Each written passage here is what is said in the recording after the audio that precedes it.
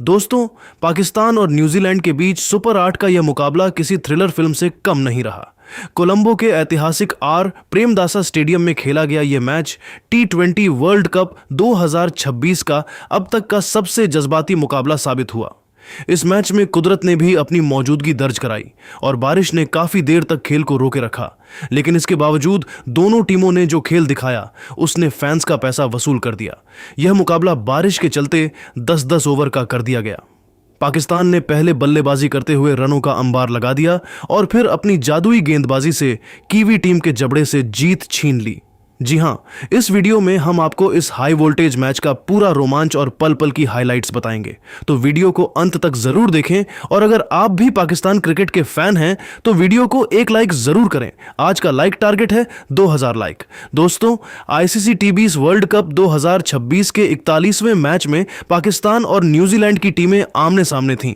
Toss का समय हुआ और पाकिस्तान के कप्तान सलमान अली आगा ने सिक्का उछालकर न्यूजीलैंड के कप्तान मिचेल सेंटनर को मात दी। पाकिस्तान ने टॉस जीतकर पहले बल्लेबाजी करने का साहसी फैसला किया। पाकिस्तान की ओर से पारी की शुरुआत करने उतरे साहिबजादा फरहान और युवा सनसनी सईम अयूब। न्यूजीलैंड के लिए पहला ओवर लेकर आए अनुभवी तेज गेंदबाज मैट हेनरी। हेनरी ने अपनी पहली ही गेंद से फरहान को परेशान किया और शुरुआती 5 गेंदों में सिर्फ 3 रन ही दिए, लेकिन ओवर की आखिरी गेंद पर फरहान ने शानदार फुटवर्क दिखाया और मिड ऑन के ऊपर से एक गगनचुंबी छक्का जड़ दिया। इस तरह पाकिस्तान ने पहले ओवर में 9 रन बना लिए। दूसरा ओवर लेकर आए तेज गेंदबाज लॉकी फर्ग्यूसन, जो अपनी रफ्तार के लिए जाने जाते हैं। उन्होंने गेंदबाजी की कोशिश तो अच्छी की, लेकिन सईम अयूब उस समय पूरे रंग में थे। इस ओवर में सईम ने लगातार 2 चौके लगाए, एक कवर की दिशा में और दूसरा शानदार पुल शॉट। दोनों शॉट बेहद आत्मविश्वास से भरे थे। तीसरा ओवर फिर से मैट हेनरी ने संभाला। उनकी पहली ही गेंद सईम अयूब के बल्ले का बाहरी किनारा लेकर स्लिप के पास से निकल गई और 4 रन मिल गए। वहीं ओवर की आखिरी गेंद पर साहिबजादा फरहान ने लॉन्ग ऑफ की दिशा में एक और खूबसूरत चौका जड़ दिया। इस ओवर से कुल 11 रन आए और पाकिस्तान का स्कोर 32 रन हो गया, बिना किसी विकेट के नुकसान के। पारी का चौथा ओवर डालने की जिम्मेदारी खुद कीवी कप्तान मिचेल सेंटनर ने संभाली। सेंटनर अपनी बेहद सटीक लाइन लेंथ और बल्लेबाजों को चकमा देने वाली चतुराई के लिए पूरी दुनिया में जाने जाते हैं, लेकिन युवा सईम अयूब के इरादे आज कुछ और ही थे। उन्होंने सेंटनर का स्वागत निडरता से किया और इस ओवर की पहली और तीसरी गेंद पर अपनी कलात्मकता का प्रदर्शन करते हुए 2 बेहतरीन बाउंड्री निकाली। सईम अब पूरी तरह लय में दिख रहे थे और ऐसा लग रहा था कि वे आज कीवी गेंदबाजों की धज्जियां उड़ा देंगे। लेकिन तभी कुछ ऐसा हुआ जिसने पूरे स्टेडियम में मौजूद पाकिस्तानी फैंस को सन्न कर दिया। ओवर की 5वीं गेंद पर सेंटनर ने अपनी जादुई उंगलियों का कमाल दिखाया और एक तेज आर्म बॉल फेंकी। सईम ने अनुमान लगाया कि गेंद टर्न होकर बाहर निकलेगी और उन्होंने कट शॉट खेलने की कोशिश की, लेकिन गेंद बिना घूमे सीधी रही और बिजली की रफ्तार से सईम के डिफेंस को चीरते हुए उनके स्टंप्स बिखेर दिए। सईम अयूब 11 गेंदों में 22 रनों की छोटी लेकिन आक्रामक पारी खेलकर पवेलियन लौट गए। पाकिस्तान का स्कोर उस समय 43 रन था और उनका पहला विकेट गिर चुका था। सईम के आउट होने के बाद मैदान पर कदम रखा पाकिस्तान के सबसे बड़े भरोसेमंद बल्लेबाज और पूर्व कप्तान बाबर आजम ने। पूरा स्टेडियम बाबर बाबर के नारों से गूंज उठा। 5वां ओवर डालने के लिए कप्तान सेंटनर ने एक बार फिर लॉकी फर्ग्यूसन को याद किया। फर्ग्यूसन अपनी 150 किलोमीटर प्रति घंटे की डरावनी रफ्तार से बाबर का इम्तिहान ले रहे थे, लेकिन बाबर आजम ने ओवर की तीसरी गेंद पर ही अपनी वर्ल्ड क्लास काबिलियत का सबूत दे दिया। फर्ग्यूसन ने एक तेज रफ्तार गेंद डाली और बाबर ने अपनी जादुई कलाइयों का ऐसा शानदार इस्तेमाल किया कि गेंद उनके बल्ले से टकराते ही हवा में तैरती हुई स्क्वायर लेग सीमा रेखा के बाहर 6 रनों के लिए जा गिरी। यह शॉट इतना दर्शनीय था कि कमेंटेटर भी इसकी तारीफ करते नहीं थक रहे थे। हालांकि इसके बाद फर्ग्यूसन ने अच्छी वापसी की और उस छक्के के अलावा कोई और बाउंड्री नहीं दी। 5 ओवरों की समाप्ति के बाद पाकिस्तान का स्कोर 1 विकेट पर 55 रन था। रन रेट शानदार था और बाबर आजम के क्रीज पर होने से टीम को एक अलग ही मानसिक मजबूती मिल गई थी। लेकिन तभी कोलंबो की अनिश्चित प्रकृति ने अपना रंग दिखाया। अचानक आसमान में काले और घने बादलों ने डेरा डाल दिया और देखते ही देखते मूसलाधार बारिश शुरू हो गई। अंपायरों को बिना किसी देरी के मैच रोकने का आदेश देना पड़ा। पूरे मैदान को कवर्स से ढक दिया गया और करीब 50 मिनट तक हर कोई बस बादलों के छंटने का इंतजार करता रहा। जब बारिश थमी तो अंपायरों ने मैदान का गहन निरीक्षण किया। समय की काफी बर्बादी हो चुकी थी। जिसके चलते अधिकारियों ने घोषणा की कि अब इस मुकाबले को 10-10 ओवर का ही रखा जाएगा। यानी पाकिस्तान की आधी पारी समाप्त हो चुकी थी और उनके पास अपनी पारी को फिनिश करने के लिए अब सिर्फ 5 ओवर ही शेष थे। खेल दोबारा शुरू होते ही रणनीति पूरी तरह बदल चुकी थी, क्योंकि अब हर गेंद पर प्रहार करना अनिवार्य था। कप्तान बाबर आजम और साहिबजादा फरहान नई ऊर्जा के साथ मैदान पर उतरे। छठा ओवर लेकर आए न्यूजीलैंड के ऑलराउंडर जेम्स नीशम। नीशम ने अपनी पहली 2 गेंदें काफी सदी हुई और सटीक यॉर्कर फेंकी, जिससे बल्लेबाजों को रन बनाने में दिक्कत हुई। लेकिन तीसरी गेंद पर साहिबजादा फरहान ने अपनी ताकत दिखाई और अपने खास अंदाज में गेंद को मिड विकेट की दिशा में पंच करते हुए एक बेहतरीन चौका जड़ दिया। इसी बाउंड्री के साथ पाकिस्तान के 60 रन भी पूरे हो गए। नीशम के इस ओवर से पाकिस्तान ने कुल 12 रन बटोरे और रन गति को फिर से पटरी पर ला खड़ा किया। अब बारी थी कीवी टीम के चतुर लेग स्पिनर ईश सोढ़ी की। 7वां ओवर लेकर सोढ़ी आक्रमण पर आए। बारिश के कारण पिच थोड़ी सी गीली हो चुकी थी, जिसकी वजह से गेंद पर वह पुरानी ग्रिप और टर्न नहीं मिल रहा था। बाबर आजम ने इसका पूरा फायदा उठाया। ओवर की चौथी गेंद पर सोढ़ी ने थोड़ी सी जगह दी और बाबर ने तुरंत पीछे हटकर अपना पसंदीदा कवर ड्राइव खेला। गेंद किसी गोली की रफ्तार से बाउंड्री के पार चली गई। सोढ़ी के इस ओवर से पाकिस्तान को 13 महत्वपूर्ण रन मिले। अब 7 ओवरों के बाद स्कोरबोर्ड पर पाकिस्तान का स्कोर 1 विकेट पर 80 रन चमक रहा था। पारी का 8वां ओवर लेकर आए न्यूजीलैंड के सबसे अनुभवी तेज गेंदबाज टिम साउथी ने अपने अनुभव का इस्तेमाल किया और बल्लेबाजों को बड़े शॉट खेलने से रोकते हुए इस ओवर में सिर्फ 8 रन ही दिए। हालांकि इसी ओवर के दौरान एक ऐसा लम्हा आया जिसने कीवी फैंस की धड़कनें रोक दी थीं। बाबर आजम ने साउथी की एक धीमी गेंद पर हवा में शॉट खेला। गेंद काफी ऊंची उठी और दुनिया के बेहतरीन फील्डर ग्लेन फिलिप्स पीछे की ओर दौड़ते हुए कैच के लिए गए। उन्होंने एक अद्भुत डाइव लगाई और गेंद उनके हाथों में आ भी गई थी, लेकिन जमीन से टकराते समय गेंद उनके हाथों से छिटक गई। यह न्यूजीलैंड के लिए एक बहुत बड़ा जीवनदान था, क्योंकि बाबर उस समय सेट हो चुके थे और काफी खतरनाक साबित हो रहे थे। 9वां ओवर डालने के लिए कप्तान सेंटनर खुद फिर से वापस आए। पहली 5 गेंदों पर कीवी गेंदबाजों ने पाकिस्तान को पूरी तरह बांध कर रखा और सिर्फ 7 रन ही बनाने दिए। पाकिस्तानी फैंस निराश हो रहे थे, लेकिन ओवर की आखिरी गेंद पर साहिबजादा फरहान ने मैच की तस्वीर ही बदल दी। उन्होंने सेंटनर की लेंथ को भांपा और एक शानदार स्लॉग स्वीप खेला। बल्ले और गेंद का संपर्क इतना जोरदार था कि गेंद सीधी मिड विकेट स्टैंड्स में दर्शकों के बीच जा गिरी। इस एक छक्के ने कीवी कप्तान की सारी लय बिगाड़ दी और इस ओवर से कुल 13 रन आए। 9 ओवरों के बाद पाकिस्तान का स्कोर 101 रन तक पहुंच चुका था और अब आखिरी 6 गेंदों का रोमांच बाकी था। अब बारी थी पारी के आखिरी और निर्णायक 10वें ओवर की। न्यूजीलैंड के कप्तान मिचेल सेंटनर ने गेंद अपनी टीम के सबसे तेज गेंदबाज लॉकी फर्ग्यूसन के हाथों में थमाई, जिनका सामना करना किसी भी बल्लेबाज के लिए आसान नहीं होता। लेकिन इस बार किंग बाबर आजम का इरादा कुछ और ही था। वे पूरी तरह से सेट हो चुके थे और फर्ग्यूसन की हर चाल के लिए तैयार थे।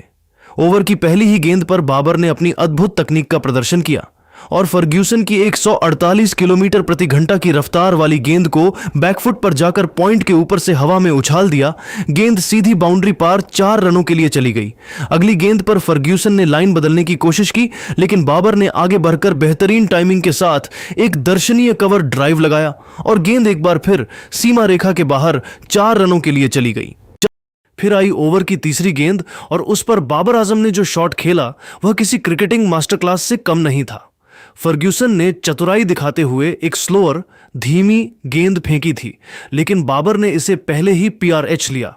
उन्होंने शॉट खेलने में जरा भी जल्दबाजी नहीं की और गेंद के आने का इंतजार किया, फिर पूरे शरीर के साथ घूमकर उसे मिड विकेट की दिशा में ऐसा मसला कि गेंद स्टैंड्स में जाकर गिरी। इस छक्के ने पाकिस्तान की पारी को वह रफ्तार दे दी जिसकी उसे सख्त जरूरत थी।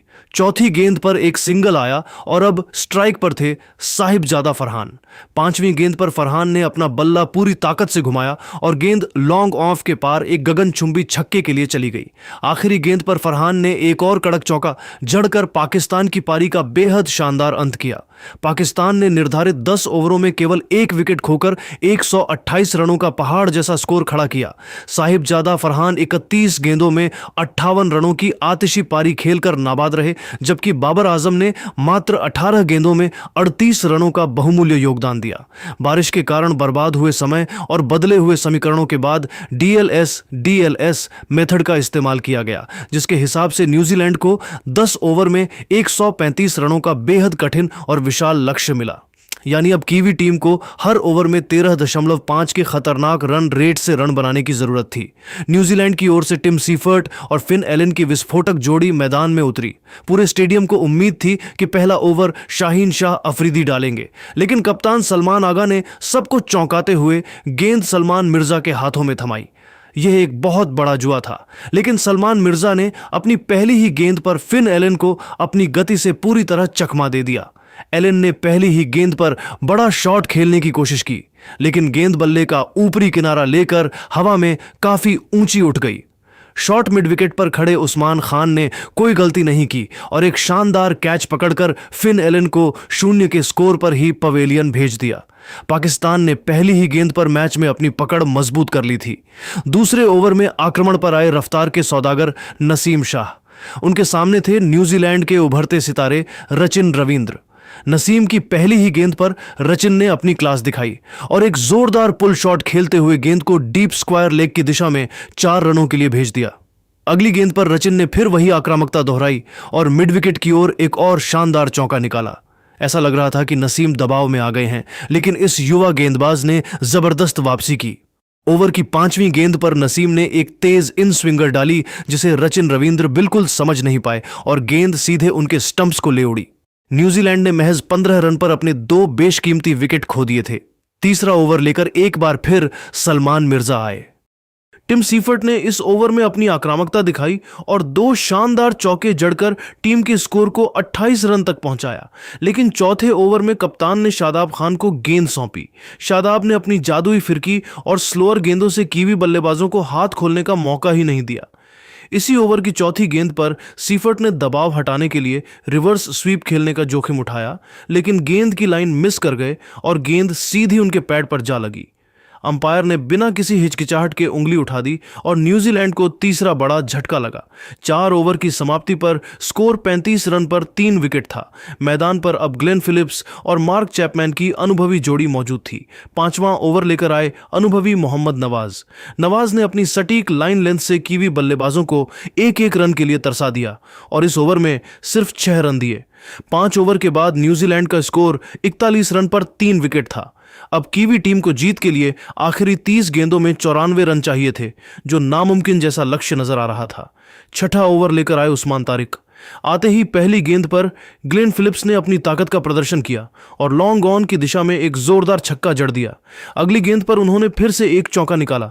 स्टेडियम में थोड़ी हलचल हुई, लेकिन तारिक ने हिम्मत नहीं हारी। उन्होंने अगली ही गेंद थोड़ी धीमी फेंकी। फिलिप्स उसे फिर से बाउंड्री पार भेजने के चक्कर में डीप मिड विकेट पर खड़े फील्डर को कैच दे बैठे। 7वां ओवर लेकर आए फहीम अशरफ, जिन्होंने अपनी सदी हुई गेंदबाजी से मार्क चैपमैन और डेरिल मिचेल को रन बनाने का कोई मौका नहीं दिया। 8वें ओवर में फिर से शादाब खान आए और उन्होंने अपनी फिरकी के जाल में मार्क चैपमैन को फंसाकर उनका विकेट चटका दिया। अब न्यूजीलैंड 75 रन पर 5 विकेट खोकर पूरी तरह से हार की कगार पर खड़ा था। 9वें ओवर में सलमान मिर्जा ने अपना स्पेल पूरा किया और खतरनाक दिख रहे डेरिल मिचेल को भी आउट कर न्यूजीलैंड की सारी उम्मीदों को खत्म कर दिया। अब आखिरी 6 गेंदों में न्यूजीलैंड को करिश्माई 48 रनों की जरूरत थी, जो क्रिकेट के इतिहास में लगभग असंभव था। मुकाबला अब अपने अंतिम पड़ाव पर था और पूरा प्रेमदासा स्टेडियम सांसें रोककर खड़ा था। भले ही न्यूजीलैंड को जीत के लिए आखिरी 6 गेंदों में नामुमकिन से दिखने वाले 48 रनों की दरकार थी, लेकिन क्रिकेट के मैदान पर जब तक आखिरी गेंद न फेंक जाए, कुछ भी कहना जल्दबाजी होती है। कप्तान सलमान आगा ने एक बड़ा दांव खेलते हुए अनुभवी गेंदबाजों के बजाय एक बार फिर युवा सलमान मिर्जा पर भरोसा जताया और उन्हें आखिरी ओवर की जिम्मेदारी सौंपी। क्रीज पर न्यूजीलैंड के सबसे विस्फोटक फिनिशर जिमी नीशम मौजूद थे, जो अकेले दम पर मैच पलटने की कुव्वत रखते हैं। मिर्जा ने जैसे ही ओवर की पहली गेंद फेंकी, नीशम ने अपनी ताकत का प्रदर्शन करते हुए उसे लॉन्ग ऑन की सीमा रेखा के पार 6 रनों के लिए भेज दिया। इस छक्के ने पाकिस्तानी फैंस के चेहरे पर हल्की सी चिंता की लकीरें ला दी थीं। दूसरी गेंद पर मिर्जा ने वापसी की कोशिश की, लेकिन नीशम ने तेजी से दौड़कर 2 रन चुरा लिए। दबाव अब युवा गेंदबाज पर साफ दिख रहा था। तीसरी गेंद मिर्जा के हाथ से थोड़ी फिसल गई और नीशम ने बिना कोई गलती किए इसे एक्स्ट्रा कवर की दिशा में 4 रनों के लिए बाउंड्री के बाहर भेज दिया। 3 गेंदों में 12 रन आ चुके थे और कीवी खेमे में हल्की सी हलचल शुरू हो गई थी, लेकिन यहां पर सलमान मिर्जा ने अपनी परिपक्वता का परिचय दिया। चौथी गेंद पर उन्होंने अपनी रणनीति बदली और बल्लेबाज के पैरों के पास एक शानदार और सटीक यॉर्कर डाली। नीशम इस गेंद पर पूरी तरह चकमा खा गए और कोई रन नहीं बना सके। यह मैच की सबसे महत्वपूर्ण गेंद साबित हुई, जिसने न्यूजीलैंड की बची कुची उम्मीदों पर पानी फेर दिया। 5वीं गेंद पर मिर्जा ने अपनी लाइन को और भी चुस्त रखा, जिससे नीशम सिर्फ 1 रन ही ले पाए। अब आखिरी गेंद महज एक औपचारिकता रह गई थी और उस पर भी नीशम सिर्फ 1 रन ही बना सके। इस तरह मूसलाधार बारिश और बाधाओं से भरे इस हाई वोल्टेज मुकाबले में न्यूजीलैंड की टीम निर्धारित 10 ओवरों में 6 विकेट के नुकसान पर केवल 103 रन ही बना सकी। परिणाम स्वरूप पाकिस्तान ने इस बेहद रोमांचक और सांसें रोक देने वाले मुकाबले को डकवर्थ लुइस DLS पद्धति के आधार पर 31 रनों के बड़े अंतर से जीत लिया। कोलंबो का मैदान पाकिस्तान जिंदाबाद के नारों से गूंज उठा। पाकिस्तान की इस ऐतिहासिक और मनोवैज्ञानिक जीत के निर्विवाद हीरो साहिबजादा फरहान रहे, जिन्होंने उस कठिन समय में जब बारिश के बाद पिच का मिजाज बदल गया था, मात्र 31 गेंदों में 58 रनों की आतिशी और नाबाद अर्धशतकीय पारी खेलकर न्यूजीलैंड को मैच से बाहर कर दिया था।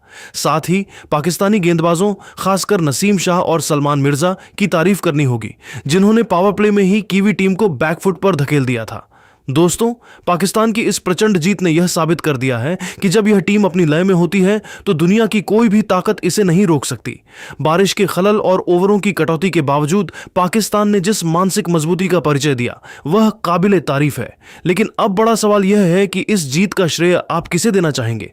क्या आप साहिबजादा फरहान की उस तूफानी बल्लेबाजी को जीत का मुख्य कारण मानते हैं, या फिर युवा सलमान मिर्जा की वह शुरुआती गेंदबाजी जिसने न्यूजीलैंड के टॉप ऑर्डर को तहस नहस कर दिया था?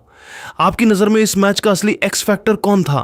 अपनी राय नीचे कमेंट बॉक्स में जरूर साझा करें और हमें बताएं कि क्या पाकिस्तान इस बार वर्ल्ड कप की ट्रॉफी घर ले जा पाएगा। वीडियो को लाइक करना और क्रिकेट की ऐसी ही हर बड़ी अपडेट के लिए हमारे चैनल को सब्सक्राइब करना न भूलें।